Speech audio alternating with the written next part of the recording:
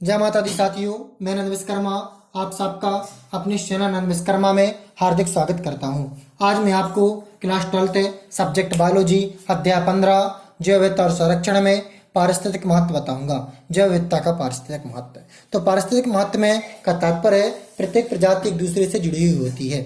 और पारितंत्र में अनेक प्रकार की प्रजातियां होती हैं जो भोजन और बीजों की परागण जैसे कार्यों के लिए एक दूसरे से परस्पर निर्भर होती हैं, क्योंकि हर प्रजाति चाहे कोई भी प्रजाति हो प्राथमिक उपभोक्ता द्वितीयक से और द्वितीयक तृतीयक से जुड़ा हुआ होता है और इस प्रकार यह श्रृंखला चलती रहती है, जिसके कारण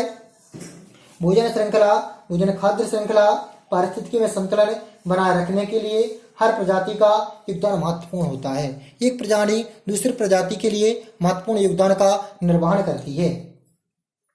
पारितंत्रों के कारण जैव विविधता में अनेक प्रकार के पर्यावरण संबंधी लाभ होते हैं, क्योंकि तुम्हें पता है हमने पिछली वीडियो में बता चुके हैं जैव विविधता का तात्पर्य है विभिन्न प्रकार की जातियों जीवों का पाया जाना और यह जातियां जीव एक दूसरे से को लाभ प्रदान करती हैं।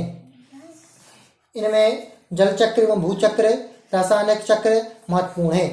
इनके अतिरिक्त ऑक्सीजन का उत्पादन एवं कार्बन डाइऑक्साइड में कमी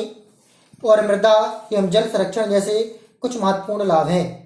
जैव विविधता की हानि अंतर्राष्ट्रीय स्तर पर जलवायु में परिवर्तन ला रही है, क्योंकि यदि जैव विविधता में हानि होगी तो उसका जिस प्रकार लाभ है तो उसी प्रकार उसका दुष्परिणाम होगा, तो जो अंतर्राष्ट्रीय स्तर पर परिवर्तन लाने के लिए तैयार हो चुकी है। पौधे कार्बन डाइऑक्साइड को ऑक्सीजन में बदलने की प्रमुख साधन है। वन उन्मूलन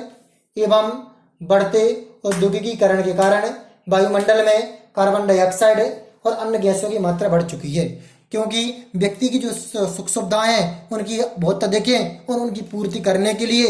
हमें वनों को काटना पड़ रहा है, औद्योगिकीकरण को बढ़ावा मिल रहा है, जिसके कारण क्या हो रहा है, नुकसान हो रहा है किसका, जैव विविधता का, और जिसका सामना पूरे वातावरण को करना पड़ रहा है,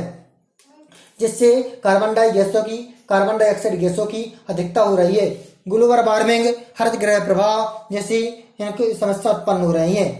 ग्लोबल वार्मिंग के कारण पर्वतों की बर्फ पिघल रही है तथा समुद्रों का जल स्तर बढ़ रहा है। इसका कारण दुनिया की नीचे सतहों वाले क्षेत्र को डूबने का खतरा उत्पन्न हो गया है, क्योंकि ग्लोबल वार्मिंग का तात्पर्य है पृथ्वी पर ऊष्मा का बढ़ना, और जब पृथ्वी पर ऊष्मा बढ़ेगी तो जो पर्वतीय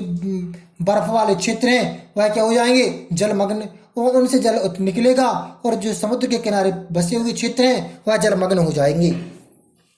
अनेक प्रकार के सूक्ष्म जीव जैसे फफूंद, कवक, बैक्टीरिया